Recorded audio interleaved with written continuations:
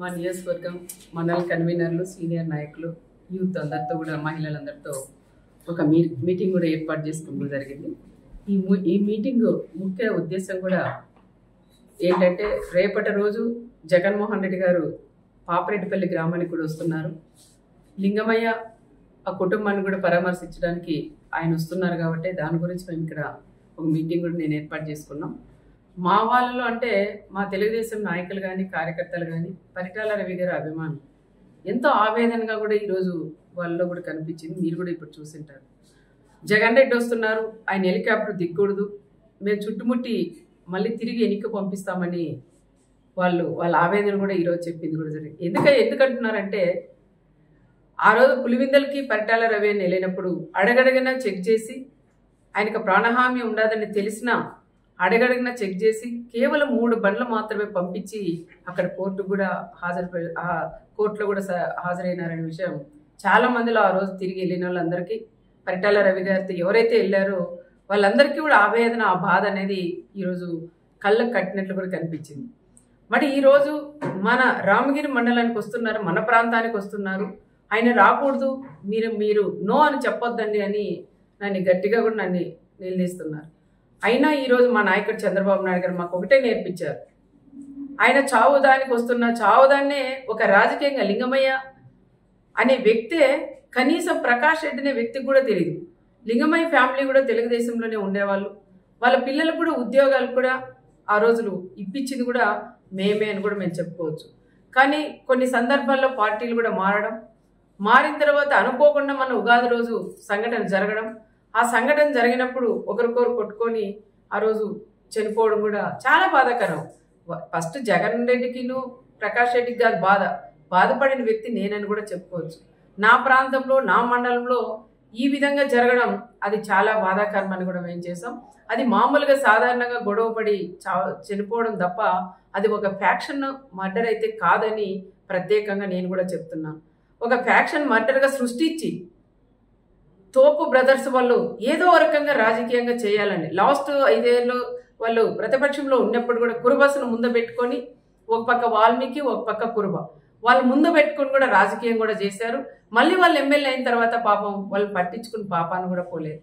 మళ్ళీ ఈరోజు వాళ్ళు ప్రతిపక్షంలో ఉన్నారు కాబట్టి వాళ్ళకి దొరక 9 ఏళ్ళ తర్వాత ఆయన లింగమయ్య చనిపోయాడు కాబట్టి ఆ లింగమయ్యని ఒక రాజకీయంగా వాడుకొని జగన్ రెడ్డి కూడా పరిటాల కుటుంబం వాళ్ళు ఈ విధంగా చంపారు, ఒక ఫ్యాక్షన్ మర్డర్ అని చెప్పి ఈరోజు ఆయన్ని ఇక్కడ తీసుకొని రావడం అది ఎంతవరకు సహజమని కూడా కనుక్కోవాలి. ఒకసారి జిల్లాలో ఉండే మాజీ ఎమ్మెల్యేలు అందరూ ఉన్నారు, మాజీ మంత్రులు ఉన్నారు, మా కుటుంబం గురించి కూడా అందరికీ కూడా తెలుసు.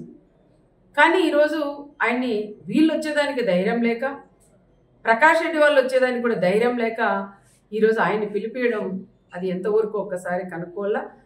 ఆయన జగన్ రెడ్డి కూడా తెలుసుకోవాలా, అది ఫ్యాక్షన్ మర్డరా, మామూలుగా జరిగిన మర్డరా, ఇది ప్రకాష్ రెడ్డి ఏమైనా రాజకీయంగా వాడుకుంటున్నారనే విషయాలు వాళ్ళు కూడా తెలుసుకునే బాధ్యత ఒక మాజీ సీఎం గారికి కూడా ఉంటుంది. కానీ ఆ రకంగా కాకుండా వీళ్ళలో విభేదాలు పెట్టుకొని ఓ పక్క మాజీ ఎంపీను, ఓ పక్క మాజీ ఎమ్మెల్యే, వీళ్ళిద్దరి మధ్యలో గొడవలు పెట్టుకొని నేను తీసుకురాలా, నువ్వు తీసుకురాలని ఎక్కువ పట్టింపుతో ఈరోజు ఆయన కూడా తీసుకొస్తావు. ఓకే తీసుకురండి, నేను వద్దని చెప్పను. తీసుకొచ్చిన తర్వాత పాపరెడ్డిపల్లికి వచ్చిన తర్వాత కనీసం ఆ కుటుంబాన్ని పరామర్శించి రెచ్చగొట్టి మాట్లాడుకోకుండా ఆ కుటుంబానికి కూడా న్యాయం చేసి వెళ్ళమని నేను మాజీ సీఎం గారికి కూడా చెప్తున్నాం.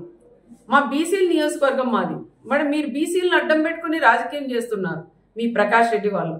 మరి రాప్తాన్ నియోజకవర్గం ఎల్లుండి వచ్చి రేపు వచ్చినప్పుడు నువ్వు కూడా ఒక బీసీకి ఇన్ఛార్జ్ ఇచ్చి కూడా పోవాలని ప్రత్యేకంగా నేను జగన్ రెడ్డిని కూడా నేను కోరుకుంటున్నా. నాకన్నా ఎక్కువ ఈ ప్రాంతంలో ఉండే ప్రజలందరూ కూడా అదే కోరుకుంటున్నారు. మా మంత్రి గారు కూడా మాట్లాడినారు, నీకు అంతగా బీసీల మీద నీకు ప్రేమే ఉంటే మరి నువ్వు వస్తావు ఈ నియోజకవర్గానికి వచ్చినప్పుడు, ఈ ప్రాంతానికి వచ్చినప్పుడు నీకు దమ్ము ధైర్యం ఉంటే రేపు ఒక బీసీని అభ్యర్థిగా నువ్వు ప్రకటించగలవా అని నేను కూడా జగన్ కూడా నేను అడుగుతున్నాం. కేవలం ఇది మామూలు హత్యని ఒక ఫ్యాక్షన్ హత్యగా మీరు ఇది తీసుకురావడం అది కరెక్ట్ కాదని మరొకసారి నేను కూడా తెలియజేసుకుంటూ, ఏది ఏమైనా మా వాళ్ళందరితో కూడా ఇప్పుడు నేను మాట్లాడి నిర్ణయం తీసుకొని సమన్వయం పాటించండి. వీళ్ళు గొడవలు పెట్టి కక్షలు పెట్టి ఏదో విధంగా మనల్ని గొడవల్లోకి లాగుతున్నారు. దయచేసి వాళ్ళ ఉచ్చులో పడొద్దండి. దయచేసి అలాంటి వాళ్ళు నమ్మొద్దండి. దమ్ముంటే మీరు మా జగన్ని ఆపగలరా అంటారు. దమ్ముంది, ఎవరు మీరు అవసరం లేదు, నాకు దమ్ముంది. ఎంతమంది డిపార్ట్మెంట్ వాళ్ళు ఉన్నా నాకు దమ్ముంది, నేను నిలబెట్టగలను, నేను రాని నేను అనుకుంటే. కానీ మాది అలాంటి సంస్కృతి కాదు.